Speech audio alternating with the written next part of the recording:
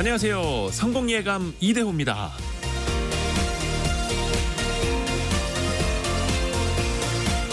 좋은 소식과 안 좋은 소식이 있는데 어떤 것부터 들으시겠습니까? 영화나 드라마에 종종 나오는 대사죠. 실제로 여러분은 어떤 걸 택하시겠습니까? 어떤 걸 택하든 아마도 마지막에 들은 이야기를 더 오래 기억하게 될 겁니다. 혹시 학교에서 시험을 볼 때 답안지를 고쳐 쓰면 꼭 처음에 썼던 그게 정답이었던 적 없으셨나요? 사실은 답을 고쳐 쓰면 틀리는 게 아니라 고쳐 썼다가 틀린 문제를 더 강렬하게 기억하는 거라고 합니다. 심리학적으로 피크 앤드 법칙이 있는데요. 어떤 일을 기억하거나 평가를 내릴 때 가장 절정을 이뤘을 때와 가장 마지막 순간에 가중치를 더 두게 된다는 겁니다. 그래서 어떤 일이든 끝 마무리가 중요하다고 하는 거죠. 회사에서 이직을 할 때도 마무리를 잘 하고 나와야 동종업계에서 좋은 평판을 유지할 수 있듯이 말이죠. 내 가게를 찾아온 손님이 되돌아갈 때 더 좋은 인상을 남겨야 하는 이유이기도 합니다. 성공예감 이대호입니다. 시작합니다.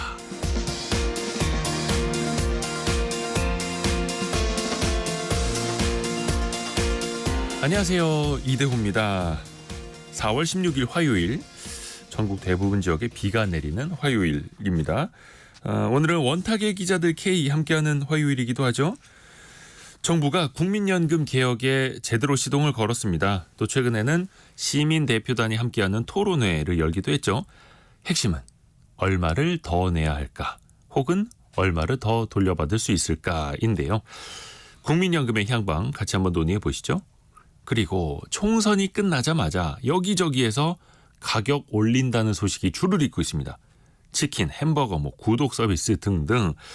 또 여기에다가 전기와 가스 같은 공공요금 인상 가능성도 있는데요. 물가 상황도 같이 한번 이야기 나눠보시죠. 경제상식 퀴즈 나갑니다. 경제상식 퀴즈. 특히 저희가 이제 선물을 2배로 드리는 기간인데요. 이영구오님이 청취율 조사 전화 오면 KBS 1라디오 성공예감 이대호입니다를 외쳐야 한다고. 감사합니다. 이 선물을 또 저희가 준비하고 있습니다. 자, 금융당국이 부실 징후를 보이는 이 금융사 10여 곳에 경영 개선을 요구했습니다. 이달 말까지 무조건 증자를 하라, 자본을 더 늘려라 라는 건데요. 그만큼 이 은행들의 영업 환경이나 재무 구조가 빠른 속도로 나빠지고 있다는 판단입니다. 실제로 지난해에는 6천억 원에 육박하는 단기 순손실을 기록하면서 9년 만에 적자로 돌아서기도 했는데요. 무더기로 더 심한 빨간불이 켜지기 전에 선제적인 대응에 금융당국이 나선 걸로 보입니다. 전국에 79곳이 있고요. 예적금 특판 상품이 종종 나오기도 하죠. 4글자로 맞춰주시면 됩니다. 대표적으로 제2금융권 하면은 떠오르는 곳이기도 하죠.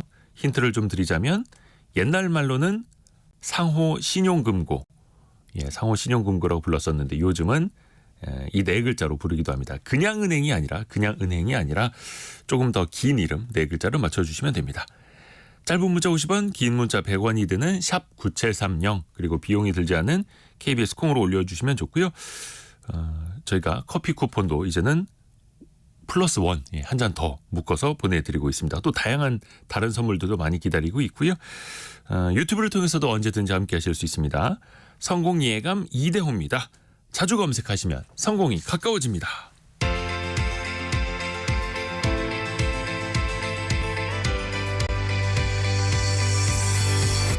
KBS 1라디오 성공예감 이대호입니다.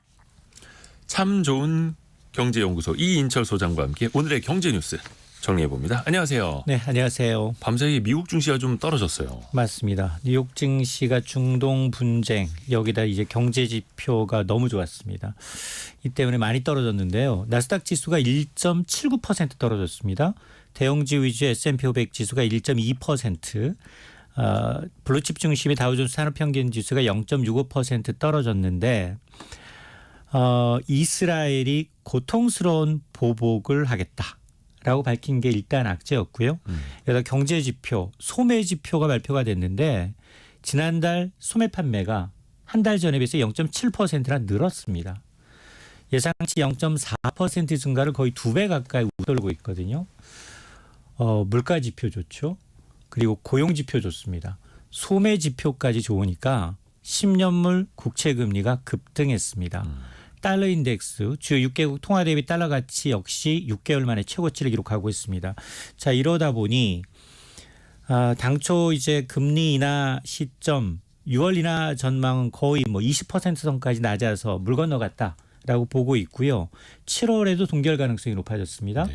9월로 인하 전망이 점점 지연되고 있고 금리 인하 폭도 당초 연내 3차례 정도 인하해서 한두 차례로 좀 축소되는 분위기입니다. 국제 유가 관심이었는데요. 소폭 떨어졌습니다. 0.3에서 0.4% 떨어졌는데 여전히 서부텍산 중류는 배럴당 85달러, 북해산 브렌트유, 중동산 두바이유 각각 90달러대입니다. 이게 5개월 만에 최고 수준에 머물러 있다라는 거고요. 이번 주 뉴욕 증시 중동 분쟁 지속 여부 물론 관전 포인트고요. 또 기업들이 1분기 실적 지금 발표 나오고 있거든요. 네. 지난주부터 일단 금융주들의 실적 발표가 이제 시작이 됐기 때문에 이번 주 뱅크 오브 아메리카, 골드만삭스, 모건 스탠리와 같은 금융주들 실적을 좀 지켜봐야 될 것으로 보이는데 이 변동성 지수, 빅수 지수가 굉장히 좀 높아졌어요. 네. 지난해 10월 이후 가장 높아서 좀 사실은 미국 증시는 억울하지가 않아. 네. 올해 한 열 몇 차례 전고점을 찍었기 때문에 좀 많이 오른 다음에 조금 조정받는 조금 거여서. 조정받는. 우리는 굉장히 좀 억울한데요. 네. 어제도 사실은 뭐 비교적 선방을 했죠. 1% 넘게 하락하다가 한 0.4% 떨어졌으니까. 근데 좀 낙폭을 만회하긴 했었죠 어제. 맞습니다. 근데 오늘은 지금 35포인트 가까이 빠지네요. 코스피가 1.34%, 맞습니다. 코스닥은 0.8% 떨어지고 있습니다. 네, 어제와 똑같이 수급도 보니까 개인만 사고 있고 외국과 기관이 지금 팔고 있는 상황입니다. 한 8만 5천 원대 넘어섰던 삼성전자도 지금 이제 8만 800원까지. 오늘도 1.7% 좀 더 떨어지고 있네요. 삼성전자가 이제 미국에 투자 많이 하지 않습니까? 그러면서 미국 정부가 보조금을 준다고 했는데 그 금액이 발표가 됐어요. 그렇습니다. 바이든 행정부가 지난 2022년 8월이었어요. 당시에 이제 반도체 지원법, 칩스법을 제정했습니다. 안에 외국 기업이라도 미국 내 반도체 공장이나 연구시설 지어라. 그럼 현금 주겠다 합니다. 그 현금이 어마어마하거든요. 이 총 527억 달러. 환율에 따라 약간 바뀔 수는 있겠지만 원화로 환산하면 70조 원이 넘는 보조금을 지급하겠다라는 겁니다. 전체적으로요. 예, 그랬더니 전 세계 600여 개 기업이 저 보조금 받겠습니다라고 신청을 한 거예요. 여기에 뭐 당연히 삼성도 들어가 있는데요. 지금 어떤 기업한테 얼마의 보조금을 지급할지 윤곽이 서서히 드러나고 있습니다. 일단 미국 정부가 이 텍사스주에 최첨단 반도체 공장을 짓겠다라고 한 삼성전자에 무려 64억 달러의 보조금. 이게 환산하면 8조 9천억 원인데요. 환율 최근 환율 감안하면 9조 넘어갈 수 거의 있습니다. 9조. 예. 예. 근데 이 규모가 미국의 반도체 기업 인텔의 85억 달러, 대만 TSMC죠. 대만의 TSMC가 66억 달러, 한 9조 1천억 원이었으니까 이어서 세 번째로 삼성전자가 많이 받고 있다라는 겁니다. 이처럼 이제 파격적인 혜택을 제공하는 이유, 외국계 반도체 기업들이 더 많이 미국에 와서 공장을 짓고 미국인 고용하고 궁극적으로 첨단 반도체 공급망을 자국 내 조성하겠다라는 이제 큰 그림 때문인데요. 보조금이 늘어난 만큼 삼성전자도 뭔가 보여줘야 되거든요. 네. 그래서 당초 예상했던 미국 투자 규모 2배 이상 늘렸습니다. 당초 170억 달러에서 450억 달러, 62조 원 이상 미국에 투자합니다. 삼성이 이미 미국에 공장 갖고 있습니다. 텍사스주 오스틴에 이미 파운드리 공장 가동 중에 있고요. 이 인근에 있는 텍사스 테일러에 파운드리 공장과 첨단 패키지 공장 2개 건설합니다. 여기에는 최첨단 나노 공정 그리고 R&D 시설까지 신축할 것으로 알려지고 있는데요. 삼성전자 앞으로 20년 동안 2천억 달러 미국에 투자합니다. 270조 원.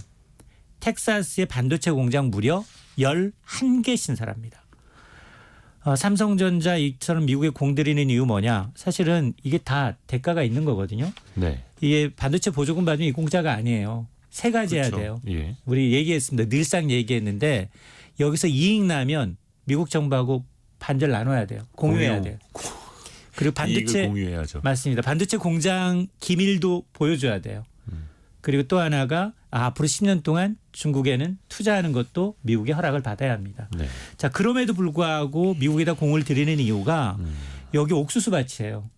나 혼자 안 받으면 경쟁이 안 돼요. 아, 그리고 또 하나 여기서 파운드리 생산 시설을 확대해야만 다 인근에 있는 고객들이 다 거기에 있는 고객들이에요. 미국에 있는 플랫폼 기업들이고 또 최신 공정을 적용하는 이유가 미국 시장을 발판으로 해서 파운드리 1위 기업 TSMC를 추격하겠다라고 하는 건데 마찬가지예요. TSMC도 삼성 보면서 투자 금액 2배로 더 늘렸습니다. 서로가 더 경쟁적으로 투자를 하고 있고 미국에서 오라는데 또 안 갈 수도 없고. 근데 이제 미국뿐만 아니라 일본도 그렇고 각 나라가 파격적인 보조금을 주면서 자국으로 반도체 기업을 공장을 지어라 이렇게 유치를 하고 있잖아요. 맞습니다. 우리나라는 그 사이에서 조금 소외되어 있는 측면도 있고요. 맞습니다. 미국이 한 70조 원 넘게 반도체 이 보조금 뿌려가면서 전해 전쟁을 시작했죠. 후발주자입니다. 유럽이 한 62조 원, 일본도 18조 원, 여기 인도, 대만, 중국까지 가세 하면서 그야말로 이 반도체 전해 전쟁이 지금 본격화되고 있습니다. 그러면 우리나라는 어떠냐? 보조금은 고사하고 부자 감세 논란 속에 지금 세금 깎아주는 것도 사실은 연장 여부가 좀 불투명해요. 지난해 3월에 국회를 통과했던 K칩스법, 반도체와 같은 국가 전략 시설 투자한 경우에는 세금 깎아주겠다는 거예요. 세금은 언제 깎아줍니까? 반도체 팔아서 이익 남을 때 깎아주는 거예요. 이익 안 나면 깎아주지도 않습니다. 네. 그것도 대기업의 경우 8에서 15%, 중소기업의 경우 16에서 25% 높이는 법안인데 아유 직접적으로 현금, 보조금 뿌리기 어려우니까 세금이라도 좀 깎아주겠다라는 취지인데 이게 올해 말 일몰 예정입니다. 뭐 연장 여부 뭐 연장한다 하더라도 세액공제 따져봤더니 경쟁국에 비해서 열세다라는 지적입니다. 한국반도체산업협회가 첨단 반도체 공장 건설에 미국과 일본의 경우에는 총 투자금의 한 27%, 40%가량 세액공제를 해주고 있는데 네. 여러 가지 인센티브가 제공하고 있는데 한국의 투자 인센티브는 투자금의 6% 수준에 불과하다라는 겁니다. 이러다 집토끼도 못 지키거든요. 전 세계가 지금 미사일 대포 갖고 싸우고 있는데 우리는 사실 구닥다리 소총 무기로 싸운다라고 제가 늘상 말씀을 드렸는데 반도체가 우리나라 수출에서 차지하는 비중이 20%입니다. 최대 먹거리예요. 아직까지는. 네. 이걸 주도권을 뺏기지 않더라도 적어도 다른 이 국가에 있는 다른 반도체 기업을 우리나라에 유치하지는 못하더라도 집토끼는 내보내지 말아야 되는데 우리는 공장 용수 때문에 부지 확보 때문에 4년에서 5년 정도를 우리나라 반도체 기업들은 허송세월하고 있거든요. 그러니까 제발 좀 이번 22대 국회에서는 이 우리나라 최대 먹거리 반도체 주도권을 뺏기지 않기 위해서라도 보조금 지급을 포함한 강력한 반도체 지원법이 최우선적으로 마련돼야 한다라고 제가 아니라 네티즌들이 요구하고 있습니다. 그래도 이게 재정의 한계가 또 있다 보니까 그렇죠. 어렵습니다. 그 투자 재원도 한계가 있고 공장을 신설하거나 증설하는 데도 한계가 있으니 외국에다 그렇게 많이 지으면 또 국내에는 또 못 짓게 될 테고요. 반도체 공장은 사실은 좋은 10조 원대 한 공장 짓는데 몇십 조 원 들어요. 근데 이게 파급 효과가 굉장히 커요. 그렇죠. 소재, 부품, 장비, 클러스터라고 해서 정말로 많은 이제 일자리가 창출될 수 있거든요. 관련된 기업들도 현재 따라갈 수밖에 따라갈 없고요. 수밖에 없고 그렇기 때문에 이거 큰 그림에서 봐야지 야 삼성전자, SK하이닉스 돈 많은데 저기 보조금을 왜 줘? 라고 하면 그 측면으로 보면 안 된다. 그렇죠. 우리 애들 후손들이 일자리가 없어지는 겁니다. 그리고 요 소식도 짧게 하나 살펴볼까요? 어저께 그 비트코인뿐만 아니라 이더리움도 많이 올랐더라고요. 홍콩에서 관련된 소식이 있었죠. 맞습니다. 이게 홍콩이 아시아 국가 가운데 최초로 비트코인만 아니라 이더리움 현물 상장지수 펀드 ETF를 승인한 겁니다. 네. 사실은 미국도 아직은 이더리움은 승인을 안 했어요. 네네. 근데 이제 아시아 최초로 홍콩은 사실은 그동안 우리가 홍콩 H지수 내리면서 굉장히 ELS 투자하셨던 분들 손해 많다라고 했는데 지금 궁여지책으로 아시아 국가 가운데 이 가상자산에 대해서 상당히 적극적으로 나가서고 있거든요. 자 그러다 보니 현물 ETF가 승인되면 앞서서 미국이 지난 1월에 지금 세계 최초로 비트코인 ETF, 현물 ETF 승인했잖아요. 네. 이 돈을 얼마나 끌어들였느냐? 미국 11개 ETF로 한 590억 달러, 82조 원에 달하는 자금을 끌어모았어요. 그러니까 이걸 본 거예요. 네네. 이걸 보고서 홍콩도 지금 더 크게 가자 그러면 가상자산 가운데 1위인 비트코인도 있지만 2위인 이더리움까지 현물 ETF 허용 범위를 더 열었습니다. 이 얘기는 뭐냐? 아시아에서 금융 중심지로 홍콩이 거듭나겠다라는 것 이외에도 어떤 의미가 있느냐? 지금 중국 본토에서는 비트코인 못하게 돼 있습니다. 가상자산 투자자가 다 불법이에요. 네. 그러니 가상자산 시장에서 중국 본토에 투자 자금을 유입하겠다라는 이 보관도 밑바탕에 깔려 있습니다. 근데 우리는 아마 지금 뭐 현물 얘기 나오고 있는데 네. 선거 끝나고 나봐야지 알 것 같아요. 그렇죠. 뭐 끝나서 정당들이 좀 공약을 한 게 있긴 한데요. 네. 안진수 님이 이인철 소장님 설명 짱입니다. 귀에 쏙쏙 들어옵니다라고 또 문자 보내주셨고요. 고맙습니다. 참 좋은 경제연구소 이인철 소장 함께했습니다. 고맙습니다. 네, 고맙습니다.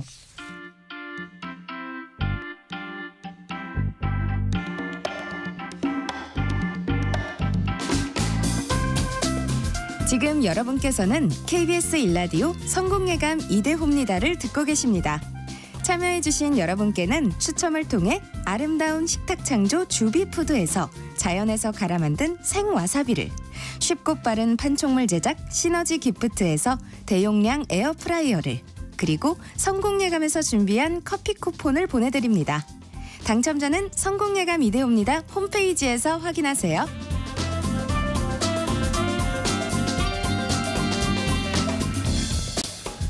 KBS 콩으로 김희동 님이 원탁의 기자들 K 잘 청취하고 있어요. 유익한 정보와 국민연금 토론회에 대해서 방송한다고 해서 기다리면서 사연을 적어봅니다라고 글 올려주셨는데요. 이야, 원탁의 기자들 K 만나보시죠. KBS 김준범, 강나루, 이세준 기자 함께합니다. 안녕하세요. 안녕하세요. 오늘 이렇게 세 분 같이 하는 건 처음. 네, 보는 이 것 같네요. 조합은 뭐 거의 처음인 것 같습니다. 네, 좀 잘. 항상 제가 막내였는데 네. 제가 2번으로 올라섰습니다.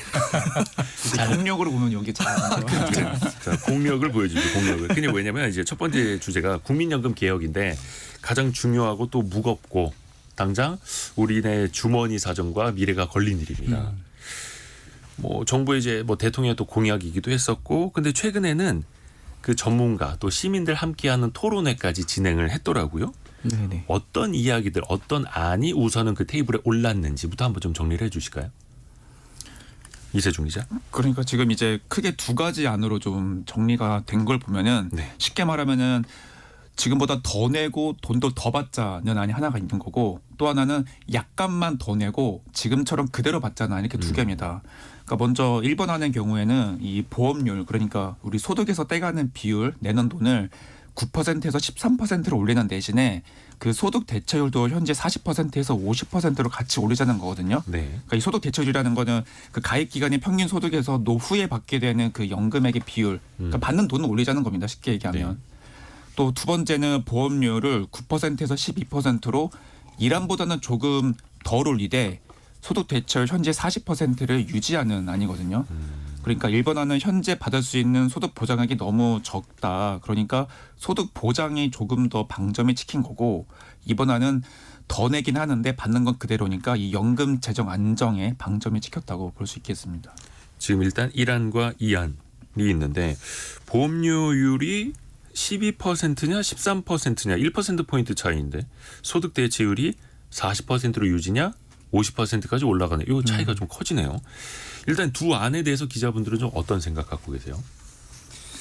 뭐 이게 참 어려운 문제인 것 같아요. 연금은 확실히 어려운 문제고, 네. 그래서 이제 그동안 이렇게 오랜 시간이 지나는 동안에도 개혁이 쉽지 않았던 건데, 저는 이번 좀 주제를 스터디하면서 그냥 제 개인적인 사견은 확실히 이제 재정 안정 없는 보장은 좀 허구가 아닌가. 그러니까 그 안정 없이는 이제 보장이 없다. 그래서 뭐 이제 그 확실히 이제 많은 사람들이 이제 연금에 대한 수혜를 받으려면 그 고간에 이제 재정이 안정적이지 않고서는 이게 지속 가능하지가 않고, 그렇죠.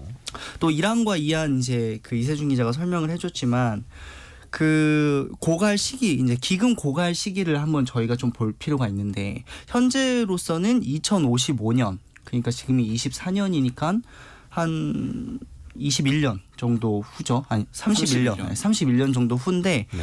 그 기금 고갈 시기를 보면 그러니까 이번에 토론회에서 나온 이란과 이안이 다 그 고갈 시기가 그렇게 차이가 나지 않습니다. 근데 그 재정 수지 전망이라는 게 있는데 그걸 보면 그 이란 같은 경우에는 누적 적자, 그러니까 보장을 강화한다 하는 누적 적자가 702조 원, 마이너스 702조 원이라고 해요. 네. 근데 이안 같은 경우에는 1970조 원을 오히려 줄일 수 있다고 합니다. 그러니까 그 적자 차이에서 되게 차이가 많이 나는 거고 그렇게 본다고 하면 저희가 이제 그 재정 안정적인 측면에서 더 방점을 찍혀야 우리가 이제 지속 가능성 측면에서 연금 문제를 좀 볼 수 있지 않을까 좀 이런 그러니까 생각이 듭니다. 이 안으로 더 내고 똑같이 받는 방안이 연금기 재정 측면에서 보면 조금 더 이제 탄탄하긴 네. 하다. 지속 가능성은 있다. 이란으로 갔을 땐 또 훗날 다시 한번 또 이거 개혁을 해야 할 시기가 더 가까이 있을 수도 있는 거고요. 김준범 기자 어떻게 그러니까 생각하세요? 이게 토론이 재밌게 되려면 이제 누구는 이란을 지지하고 누구는 이안을 지지하고 이렇게 돼야 되는데 저는 뭐 이란이든 이안이든 뭐라도 하면 된다고 생각합니다. 지금 뭐라도 하는 게 중요한 거지. 뭐 이란도 당연히 장단점이 있고 이안도 장단점이 있고 어쨌든 지금은 뭐라도 이란이든 이안이든 핵심은 더 내는 거잖아요. 지금 그렇죠. 100만 원 벌 때 9만 원 내던 걸 하나는 12만 원 내는 거고 그러면 한 44% 올라가는 거예요.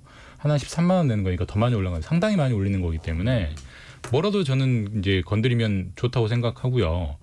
사실 이번에 문재인 정부 이전에 문재인 정부 때도 연금 개혁 얘기 나왔다가 거의 논의도 안 하고 끝났어요.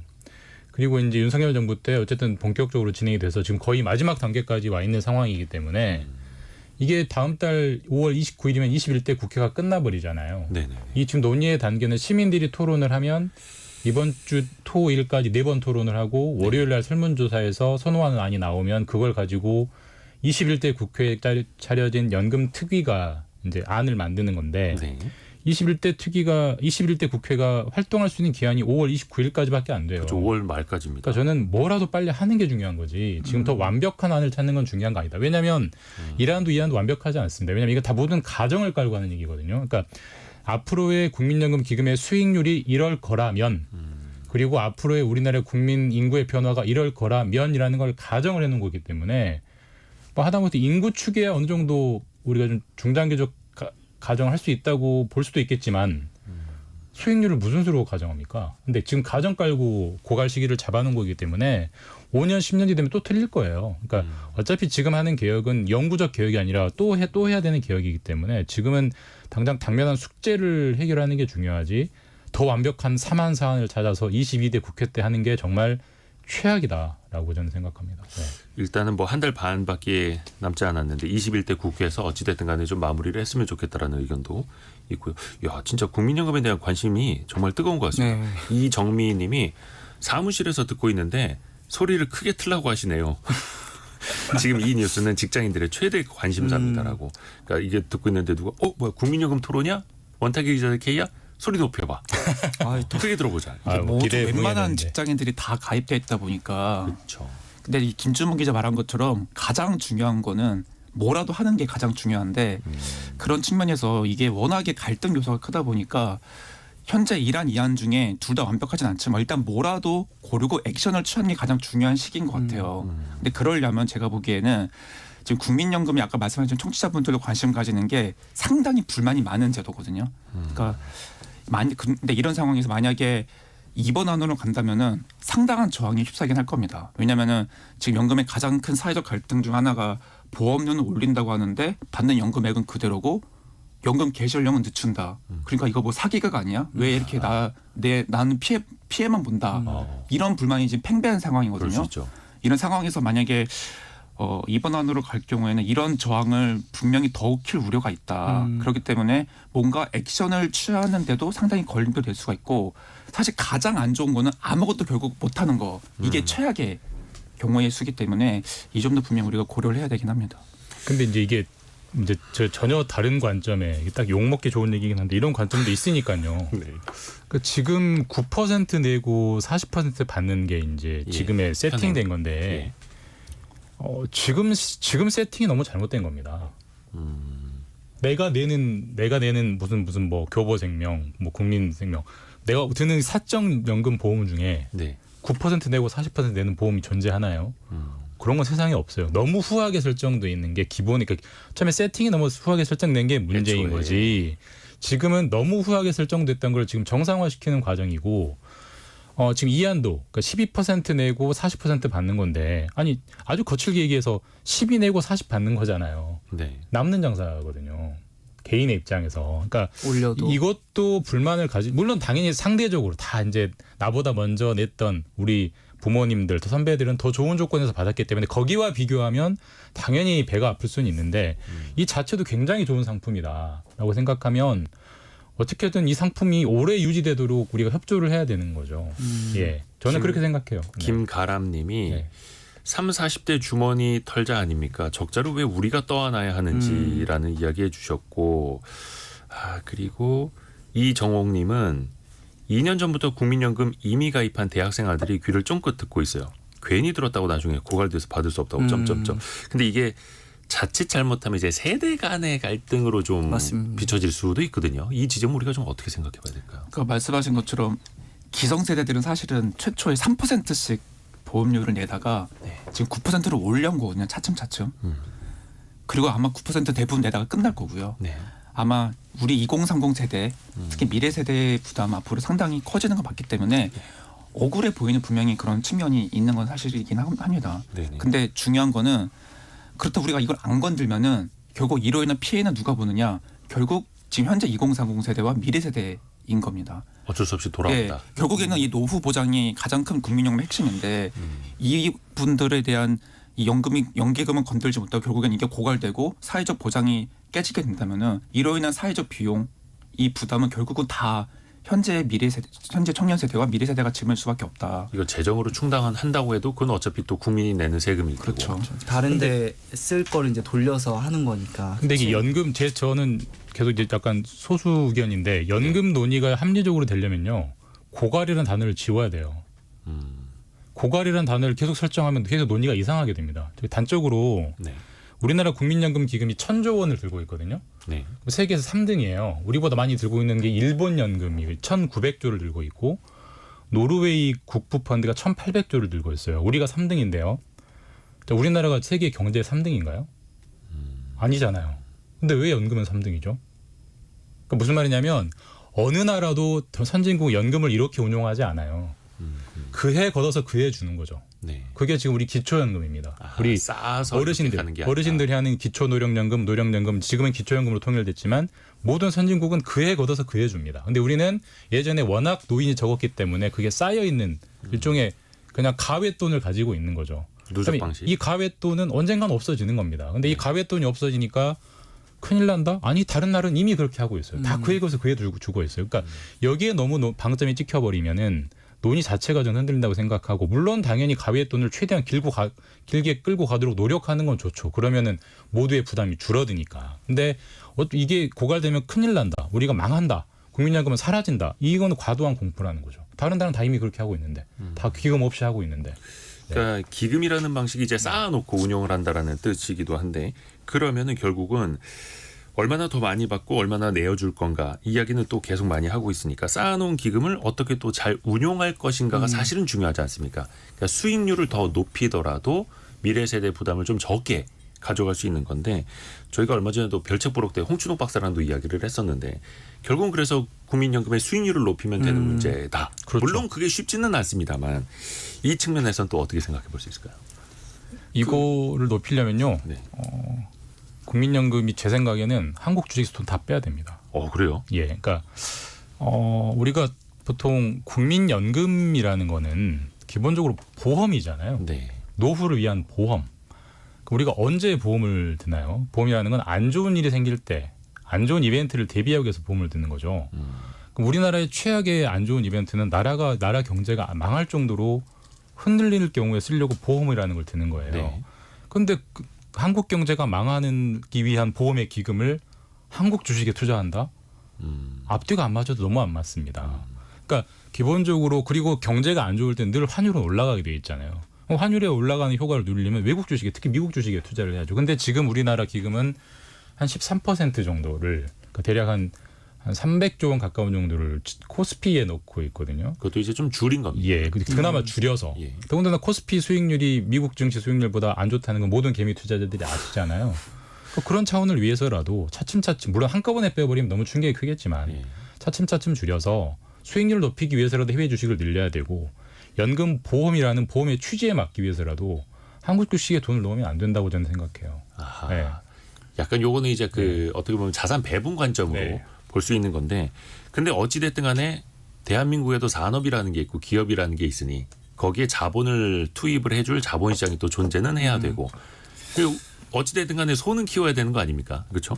그런 측면에서 보면 또 반대로 국내 투자를 오히려 늘리고, 최근에 이제 밸류업 프로그램 이야기 많이 나오고 있는데, 이제 기업들이 상장사라면, 공개 기업이라면 적어도 주주에 대한 책무 환원을 많이 해야 되는데, 그래서 좀 국민연금이 조금 더 나서서 스튜어드십 코드라든지 기업이 제대로 된 판단과 경영 그리고 주주 환원을 할 수 있게끔 조금 더 자극을 줘야 되는 거 아니야. 또 이렇게 또 논의하는 목소리들도 있고요.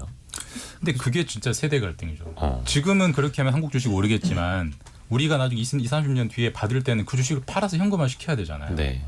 그때는 정말 많이 팔아야 되는데 그럼 그때 주식 투자하는 20-30년 뒤 세대들은 어떻게 하라는 얘기예요? 한국 주식 거의 쫄딱 망할 텐데. 지금 그 주장 때문에 네. 국민연금도 국내 주식 비중을 줄이고 있는 거고요.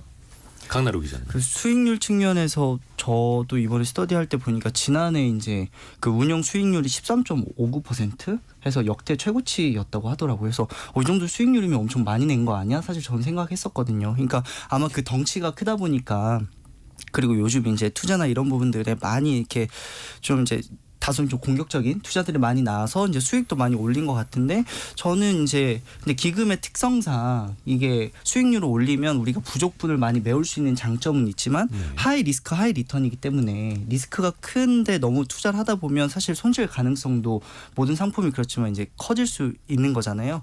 그렇기 때문에 이 기금 문제에 있어서는 만약에 좀 너무 하이 리스크 하이 리턴에서 손실이 커지면 고갈 시기를 좀 이런 단어는 좀 주의하자고 얘기하셨지만 그 시기가 오히려 앞당겨질 수도 있기 때문에 너무 이게 투자를 잘해서 그러면 수익률을 많이 올리자, 그러면 우리가 좀 덜 내더라도 지금 받는 거를 그대로 받을 수 있다라는 건 사실 본질적인 해결법은 아니지 않나, 좀 이런 생각이 좀 들었습니다. 그 참고로 2023년 국민연금 기금의 수익률이 13.59%, 굉장히 좋았습니다. 네. 근데 이제 저는 개인적인 사견으로는 이렇게 수익률 높았다고 박수 보내는 것도 좀 지양하고, 그 한 해 전에는 또 수익률이 굉장히 안 좋았거든요. 마이너스 한 10%. 안 좋았다고 해서 비판하는 것도 지양해야 된다. 왜냐하면 한 해 한 해 수익률 성적표가 중요한 건 아니거든요. 왜냐하면 국민들의 노후 자금을 장기적으로 보고 투자를 해야 되기 때문에 1, 2년 가지고 평가하는 것보다는 5년, 10년 누적으로 좀 천천히 좀 지켜봐야 된다라는 이야기를 좀 해드리고 싶겠고요. 그리고 또 하나가, 앞에서도 잠깐 그 세대 간의 이야기를 좀 하기는 했습니다만, 이게 설문조사한 내용이 하나 있네요. 20대보다 30대가 남성보다 여성이 더 이 국민연금에 대해서 좀 불만이 많다? 이런 이야기가 있습니다. 이거는 좀 우리가 어떻게 생각을 해봐야 될까요?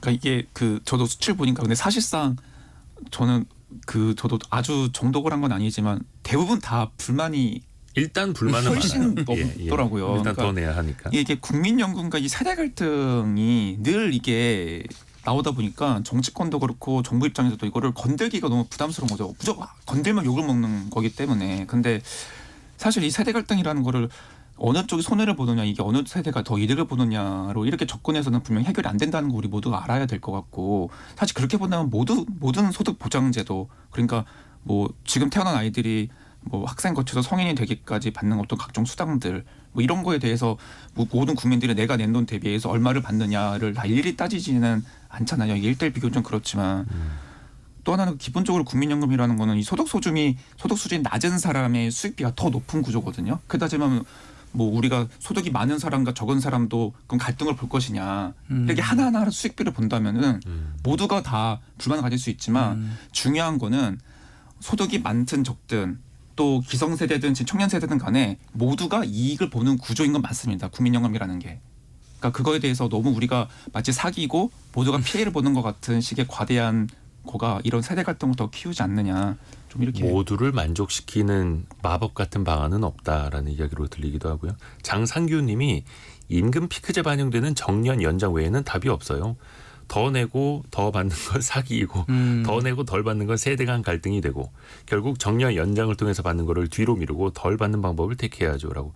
어떻게 보면 또 이것도 100세 시대니까 네. 이게 연금 기금만으로 또 보충하는 것도 한계가 있을 수밖에 없고 또 일을 더 오래 해야 하는 그런 현실이기도 하고요. 근데 이제 우리가 뭐 판단은 뭐 각자 다 다르시겠지만 어쨌든 정보는 정확히 알고 있어야 되니까 지금 우리가 이제 기금이 고갈된다. 그러니까 지금대로 가면 2055년에 고갈된다. 이번에 이란을 택하면 뭐 2060 몇 년이 된다. 뭐 또 이란을 택하면 2060 몇 년이 된다라는 것은 기본적인 전제가 재정은 1원도 투입이 안 된다는 전제를 하고 있는 겁니다. 그런데 우리가 지금 어르신들이 받는 기초노령연금은 적립금이 0원이지만 100% 재정으로 지급되고 있고요. 그다음에 건강보험에도 재정이 들어갑니다. 우리가 내는 보험 말고 국민 세금이 또 들어가고요. 비슷한 국민연금과 비슷한 군인연금과 공무원연금은 이미 기금이 소진돼서 이미 세금이 보충이 되고 있어요.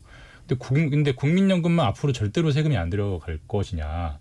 는 그렇지 않을 확률이 높거든요. 그러니까 지금의 가정은 우리 보통 그 금융 용어 쓸 때 스트레스 테스트라고 하죠. 가장 극단적인 상황을 가정해 놓고 이렇게 될 수 있으니 조심하자 이런 차원의 취지이기 때문에 2055년 고갈, 늘려봐야 2060몇 년 고갈이라는 게 지나치게 공포를 가질 필요는 없다라고 생각하고 제가 모두에 말씀드렸지만 설사 고갈된다 해도 지금 모든 선진국들은 그에 걷어서 그에 죽어 있기 때문에 우리도 그런 식으로 운영될 확률이 매우 높다. 그러니까 지나친 공포를 가질 필요는 없다. 다만 어쨌든 이 쌓여 있는 걸 최대한 길게 끌고 가려고 노력하는 건 당연히 필요하죠. 당연히. 네.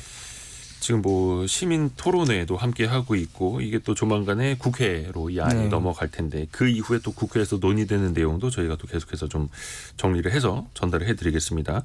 와 벌써 이 주제만 해도 20분 넘게 이야기를 했는데 시간이 훅 가버렸네요. 그러게 오늘이 유난히 시간이 더 왜 빨리 이게 가는 참 느낌이네요. 중요하고 무겁고 방대한 이슈여서 많이 그래요. 못한 얘기도 아주 계실 것 많은데 그죠?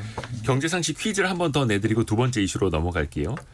어떤 은행인지 이 금융사를 맞춰주시면 됩니다. 부실 위험이 끊이질 않고 있는데요. 고금리가 장기화되면서 가계부채 위험도 커지고 있는 상황이고 상대적으로 신용도가 낮은 분들에게 대출을 좀 많이 해주다 보니까 연체율도 빠르게 상승하고 있습니다. 또 거기다가 부동산 PF 문제도 겹치고 있고 해서 금융당국이 경영을 개선하라 이렇게 또 요구를 하고 있죠. 자본을 더 확충해야 된다라고 요구를 받고 있는 이 금융사는 무엇일까요? 네 글자로 보내주시면 됩니다. 네 글자 정답을 보내주시면 되는데요. 8717님이 이 네 글자 은행 불안해요. 돈 넣어놨는데 빼야 하나요? 5천만 원까지는 1인당 5천만 원까지는 예금자 보호가 됩니다. 짧은 문자 50원, 긴 문자 100원이 드는 샵 9730이나 KBS 콩으로 여러분이 생각하시는 정답 보내주시면 됩니다. 오늘의 움직임에 주목하고 세상의 흐름을 놓치지 않습니다. 여러분의 내일을 응원하며 성공의 열쇠를 함께 찾아갑니다. 성공예감 이대호입니다. 장경훈님이 김준범 기자님 반가워요. FM 대행진에서도 팬입니다. FM 대행진 감사합니다. 자주 나가시나요? 네. 셀럽이시네요. 거의 뭐 KBS 라디오에 이제 없어서는 안 될 존재. 보도국에서도 그런 생각을 하고 계시네요. 하고 있습니다. 네. 이제 총선 이후에 뭔가 기다렸다는 듯이 문이 열린 것 같습니다. 가격 인상에 문이 열렸더라고요. 막 줄줄이 막 인상 소식이 많이 들리던데요. 몇 가지 좀 정리 좀 해주실까요? 그 뭐 치킨이랑 이제 뭐 버거 뭐 이런 것들이 이제 그 가격들이 계속 올리는 것 같아요. 뭐 기사들 나온 거 보면 파파이스 같은 경우에 이제 평균 4% 인상하고 뭐 국내 치킨 이런 것도 이제 뭐 1,900원씩 이렇게 올렸다고 하는데 그래서 기사들 보니까 뭐 제목들이 이제 총선 끝 인상 시작 하고 뭐 총선 끝나자 인상 러시 고삐 풀린 뭐 물가 이런 식으로 해서 이제 총선은 끝났고 이제 누가 먼저 총대를 맬 것인가가 문제다. 기다렸다는 식으로 좀 인상이 됐다는 이제 기사들이 나오고 있고 아무래도 이제 총선 결과에 따라서 업체들은 조금 이제 결과가 어떻게 될지 모르니까 눈치를 볼 수밖에 없었던 것 같고 확실히 이제 끝나고 나서 좀 여러모로 좀 연쇄적으로 인상이 되는 좀 그 모양새인 것 같습니다. 그럼 치킨 값도 올랐고 국내 치킨이 일단 올렸고요. 이번에 예, 그다음에 파파이스 이제 햄버거 값을 올렸고 그다음에 작년으로 또 거슬러 올라가면 작년에 워낙 많이 올렸기 때문에 뭐 작년에 웬만한 치킨 같은 경우는 대부분 올렸죠. 그렇죠. 이게 사실 뭐 방금 강나루 기자가 말했듯이 이제 총선 때문에 눈치 보다가 올린 경향이 분명히 있고 제가 가끔 우스개로 가끔 하는 얘기인데 우리나라에서 물가를 잡는 가장 확실한 방법은 선거를 3개월마다 하는 거다. 그러니까 이게 좀 그러니까 말이 안 되는 거죠. 그러니까 사실 미국 경제학 교과서는 없지만 한국 경제학 교과서에 만들어야 되는 챕터가 선거와 물가예요.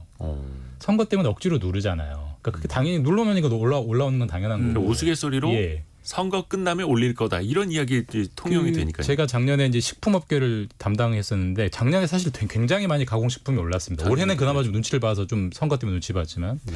작년에 식품업계에 굉장히 올렸을 때 제가 통화했을 때 지금 정부의 기조는 총선까지 꼼짝마 기조라는 거예요. 그러니까 총선까지 절대 올리지 마라는 기조가 뭐 대놓고 그렇게 말은 안 하지만 보통 이렇게 간담회라는 형식으로 불러서 뭐 설탕 업계, 밀가루 업계, 라면 업계 막 돌아가면서 불렀잖아요. 네.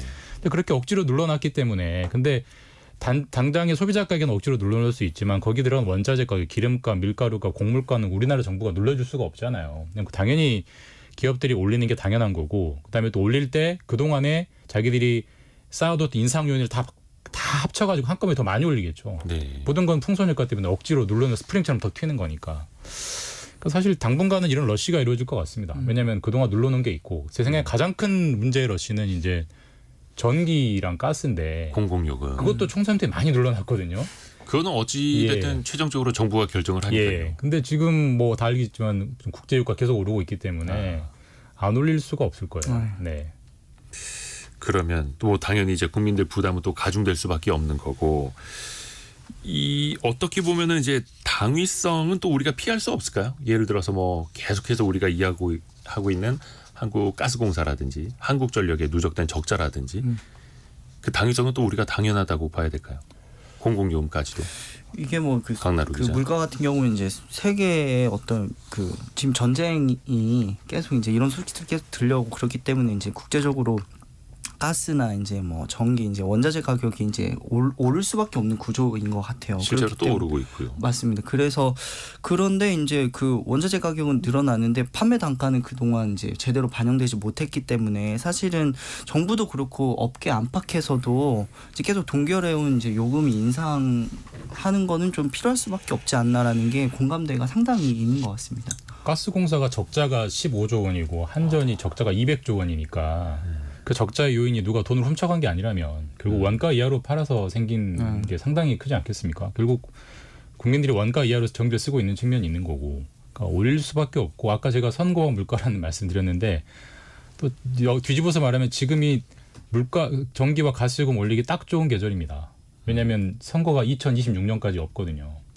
그러니까 그런 걸 따져서 아마 정부가 상당히 많이 현실화를 하려고 좋게 말하면 현실화, 나쁘게 말하면 인상. 그 작업이 총선 전에 많이 이제 연기를 시켜놨었는데 너무 적자 폭이 크기 때문에 더 미룰 방법은 현실적으로 없을 거다. 네, 저는 그렇게 확실한 건 봅니다. 지금 네. 전기랑 가스를 예. 팔면 팔수록 손해를 보는 구조인 건 맞거든요, 확실히. 그러니까 이거 건들긴 해야 되는데 지금 당장 벌써부터 더워지고 있어서 이 여름철에 전기를 건드리면 아마 반감이 상당할 거기 때문에 가스부터 건드리지 않느냐 뭐 이런 이게 얘기도 또 나오고. 여름 되면은 전기요금 올리기 어렵고 겨울 되면은 가스요금 올리기 반대로. 어렵고 그렇기 때문에 누릴 수도 계절적으로도 어쩌면 지금 약간 여름 오기 전에 지금이 오히려 그나마 좀 반발이 적은 시기일 것 같습니다. 근데 이게 공공요금도 마찬가지고 민간 기업들도 마찬가지고 최근에 그 치킨집 사장님들 뭐 뉴스에 인터뷰 많이 나오시기는 하는데 뭐 팔아서 남는 게 없다. 임대료 인건비도 많이 올랐기 때문에 여러 가지 그 근본적인 가격을 올릴 수밖에 없는 근본적인 걸 같이 봐야 하는데 날씨 때문에 농산물은 이제 계속해서 고공행진할 수밖에 네. 없고 아까 이야기했던 유가도 마찬가지고 이게 참 전반적으로 인플레이션 시대가 그냥 더 짙어진 것 아닌가라는 생각도 듭니다.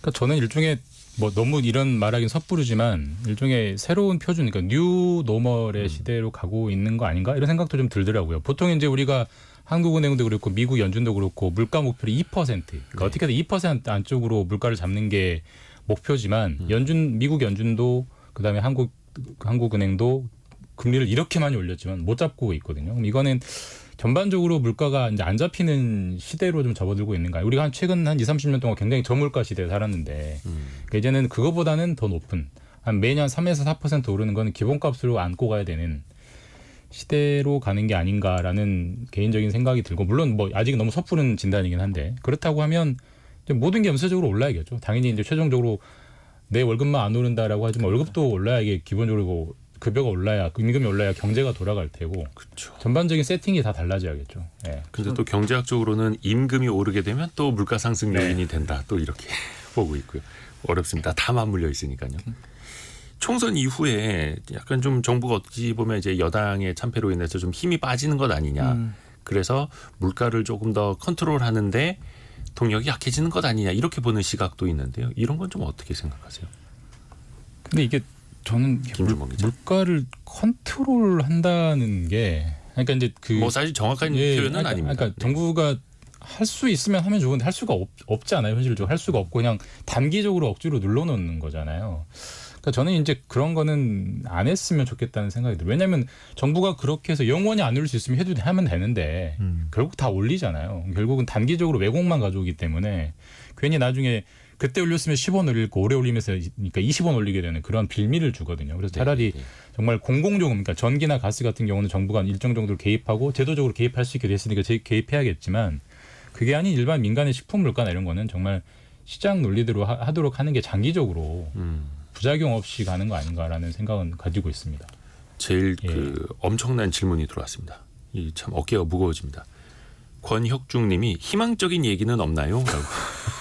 저희 급여가 빨리 뉴 노멀이 희망적인 된다든지 얘기. 뭐 정부의 희망적인 예측을 얘기. 보니까 네. 지난달 소비자 물가 상승률이 3.1% 나왔거든요.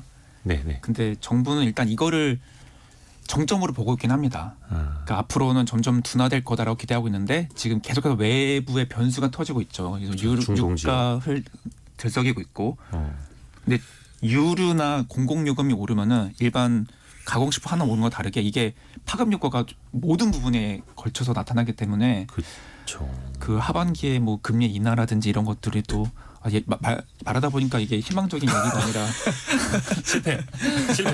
상당히 자, 죄송합니다. 권혁중 님. 저희가 희망적인 얘기를 상황을 다음번에 꼭 준비해 오겠습니다. 근데 이게 물가라는 게 대내적인 요인도 있습니다만 사실 우리는 대외적인 요인의 영향을 많이 받지 않습니까? 네. 지금 당장 이스라엘, 이란 저쪽도 어떻게 될지도 모르겠고 뭐 보복에 재보복에 뭐 이야기 되게 많이 오가고 있는데 그래서 제발 좀 이거 뭐 어떻게 그냥 우리가 기도한다고 될 수 있는 것도 아니고요. 제 생각 이미 틀렸다라고 우리 예상이 틀렸다라고 인정해야 될 것 같아요. 우리가 이제 어쨌든 정부에서 가장 경제를 잘 안다는 사람들이 모이는 기획재정부가 한 해 경제정책 방향을 짠 2024 경제정책 방향 책자에 보면 올해 정부의 나라 살림을 짤 때 뭐라고 가정했냐면 그 기름값은 배럴당 평균 81달러가 유지될 것이다라고 계획을 했고요. 가정이. 그다음에 상반기 안에 물가 상승률이 2%로 떨어질 거라고 가정을 했어요. 근데 지금 4월이잖아요. 지금 이번 아까 좀 전에 보니까 두바이 같은 경우는 95달러가 넘었고요. 더 올라간다는 진단이 나오고 여전히 물가는 3%대에 있어요. 그러니까 이 진단이 현실적으로 이게 뭐 정부 잘못이라기보다는 외부의 요건이 달라진 네. 거니까 외부 변수가 우리의 희망대로 돌아가지 않는다는 걸 전제하고 다시 짜야 될 것 같아요. 제 생각에는. 그러게요. 근데 그 전제로 깔고 간 것 자체가 이제 예측에 기반을 하기 때문에 그조차도 우리가 또 정확히 할 수는 없는 거고. 잠깐 그 이커머스 이야기 좀 하고 올까요? 우리가 지난번에도 이거 토론을 하기는 했습니다만 또 이제 많은 분들이 쓰고 계시기 때문에 쿠팡이 멤버십 가격을 엄청나게 올립니다. 저희가 어제 경제뉴스 시간에도 전달을 해드렸는데 퍼센테이지로 따지면 58%를 인상을 합니다. 그게 4,990원에서 7,890원 이렇게 쿠팡이 이제 올렸다고 하는데 4,990원 확실히 5,000원 아래라서 딱 좀 가벼운 마음이 좀 네. 약간 있는데 7,890원 확실히 좀 느낌이 다르더라고요. 다르고 그래서 확실히 뭐 기사들이나 이렇게 좀 보면 확실히 좀 호의적이지 않은 여론들이 좀 있는 것 같고 이참에 끊을까 뭐 이런 얘기들도 좀 있는 것 같고 뭐 맞아요. 배짱 영업이다 횡포다 뭐 이런 기사들도 좀 많이 눈에 띄는 것 같습니다. 뭐 쿠팡 이탈 그래가지고 뭐 탈팡 이런 말도 있더라고요. 탈팡. 근데 얼마나 이탈이 할지는 저는 약간 회의적이긴 합니다. 그러니까 쿠팡이 과거에 이미 네. 한번 2,900원에 4,900원 올렸을 때 오히려 회원이 늘었거든요. 그러니까 예. 그런 자신감의 과거가 경험치가 있는 거죠. 근데 참 웃긴 게 어제 그 네이버라든지 이런 대규모 다른 이커머스 업체들이 할인해주겠다는 행사를 발표했거든요. 오히려 신세계그룹하고 네이버 같은 경우에는 멤버십 가격을 내렸어요. 무료 공격적으로. 체험. 그러니까 네이버는 3개월 무료. 그다음에 뭐 지마켓 말씀하신 신세계 계열 그쪽은 연회비를 3만 원에서 사실상 4,500원으로 줄였으니까 뭐 반의 반. 예. 그러니까 지금 고객 뺏겠다. 뭐 이렇게 분석하는 시각이 굉장히 이 많습니다. 기회에 탈판 고객들을 흡수하겠다는 건데, 근데 이제 뭐 사람마다 생각이 다르겠지만 8,000원이라는 돈에 어쨌든 쿠팡은 이 이커머스만 있는 게 아니라 OTT와 이치를 묶어놨잖아요. 그렇죠. 그러니까 세 개가 묶여 있는데 8,000원 이게 비싸다고 생각하는 분들도 있겠지만 아니 그렇지 않아. 뭐 넷플릭스 하나가 얼마인데 이렇게 생각하는 분들도 있을 거예요. 그러니까 제 생각에 이탈이 뭐 있겠지만 그렇게까지 크지는 않을 것 같다는 생각도 듭니다. 네. 1113님은 회원 탈퇴 고민 중입니다라고. 1918님도 어제 쿠팡 끊었다고 보내주셨네요. 아, 이런 분들 계시네요. 근데 이게 또 사람마다 저마다 이제 판단은 달라질 수 있을 테고 어찌됐든 간에 이런 기업들의 경쟁이 높아질수록 가격은 좀 낮아질 수 있다. 그래서 소비자 이득이 될 수 있다. 이제 인플레이션을 조금 더 완화할 수 있는 건 어찌 보면 또 기업의 경쟁일 수도 있는 것 같고요. 자, KBS 김준범, 강나루, 이세준 기자 함께했습니다. 고맙습니다. 감사합니다. 감사합니다. 시간이 벌써 다 지나갔네요. 자, 2부에서는요. 요즘 참 그 뭐 도파민 시대다라고 하면서 집중하기 힘든 현대인들 아니겠습니까? 깊게 몰입하는 방법을 배워보는 시간. 예, 황농문 교수와 함께 만나보는 시간이 있으니까요. 원탁의 기자들과 함께 집중했던 것처럼 2부도 몰입해서 들어주시면 더 좋을 것 같습니다. 잠시 뉴스 들으시고요. 저희는 10시 5분에 금방 다시 돌아오겠습니다.